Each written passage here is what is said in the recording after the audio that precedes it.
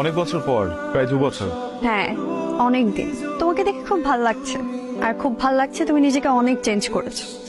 আগে ভালো লাগতো না? আগেও ভালো লাগতো, মানুষটা তো তুমি, কিন্তু সবাই তোমাকে নিয়ে দুষ্টামি করতো, এইটা আমার ভালো লাগতো না।